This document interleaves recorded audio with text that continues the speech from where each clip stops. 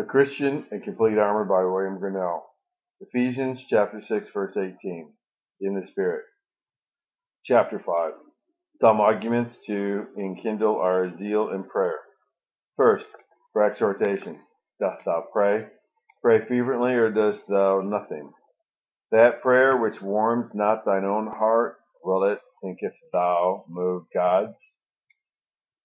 A man hath not the use of his hand when it is benumbed with cold, neither canst thou have the use of thy spirit in duty, till thy heart hath some sense and feeling of what thou prayest for. Section 1. Consider the excellency of zeal and fervency.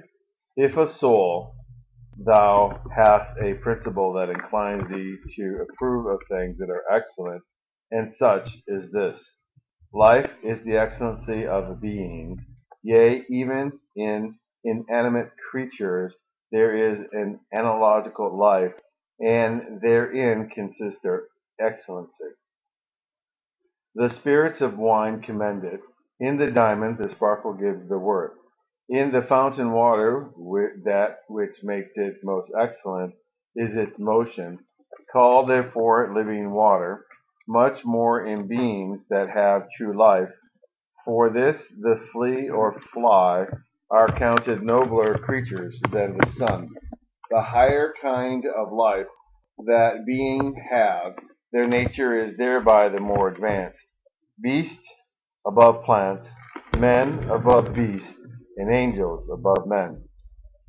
Now as life gives the excellency to being, so vibrancy and vigor in operating gives excellency to life. Indeed, the nobler the life of the creature is, the greater energy is there in its actings. The apprehension of an angel is quicker and zeal stronger than a man.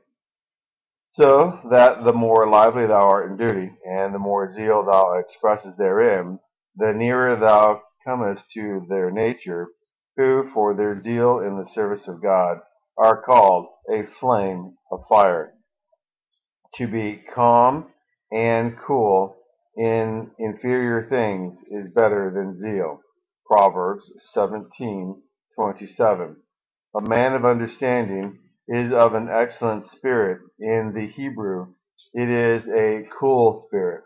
Injuries do not put him into a flame, neither does any occurrence heat him to any height of joy, grief, or anger. Who more temperate in these than Moses? But set this holy man to pray, he is all life and zeal. Indeed, it is one excellency of this fervency of spirit in prayer, that it allies all sinful passions. David's fervency in praying for his child when alive made him bear the tidings of his death so patiently. We hear not an angry word that Hannah replies to her scolding companion, Phinehas. And why? But because she had found the art of easing her troubled spirit in prayer. What need she contend with her adversary, who could be wrestling with God to espouse her quarrel?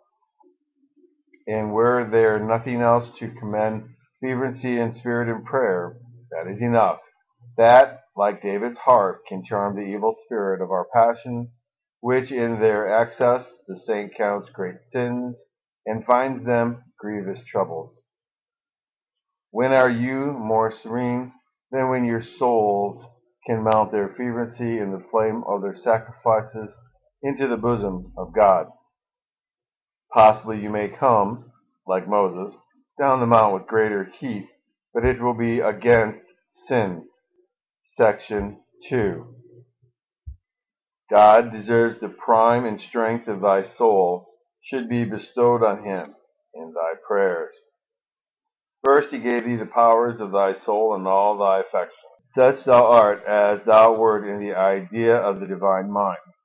Now, may not thy Maker call for that which was his gift?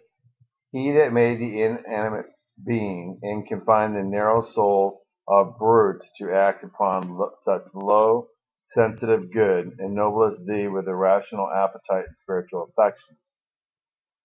Now, Wilt thou not employ these divine powers in the worship of thy God, from whom thou hast them?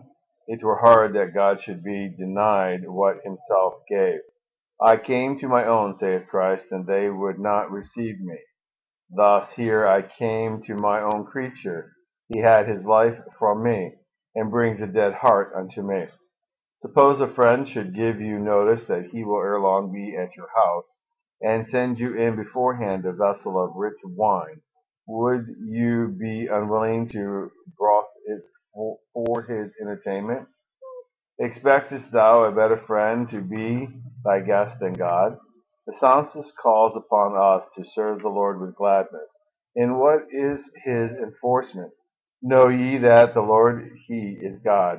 It is he that hath made us. Psalms 100, verses 2 and 3. Who plants a vineyard and expects not to drink of the wine? If God calls our corn and wine his, he therefore expects to be served with them, much more with our love and joy, for surely he allows us not to alienate the best of his gifts from him. When thou art therefore going to pray, call up thy affections which haply are asleep on some creature's lap, as Jonah in the sides of the ship. Awake, sleeper, call upon thy God.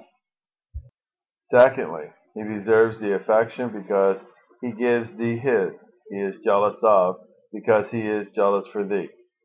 Well, may he complain of thy cold prayers, whose heart is on a flame of love to thee. High and admirable are the expressions with which he sets forth his love to his people. Whatever he doth for them is with zeal.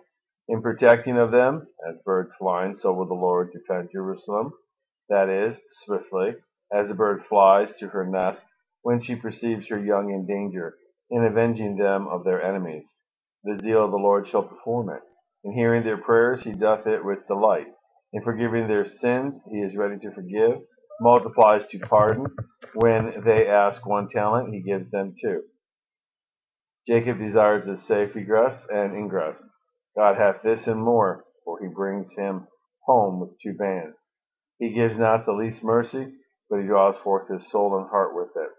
Even in his afflicting providences, where he seems to show least love, there his heart overflows with it. What shall I do unto thee, O Ephraim? My bowels are turned within me. Thirdly, he is a good paymaster for his people's zeal. He is a rewarder of them that diligently seek him. Hebrews 11:6. Never did fervent prayer find cold welcome with him. Elijah's prayers fetched fire from heaven, because it carried fire to heaven. The tribe of Levi, for their zeal, were preferred to the priesthood. And why? Surely they who were so zealous in doing justice on their brethren would be no less zealous in making atonement for him by their sacrifices. Most men lose the fervency and strength of their desires by misplacing them.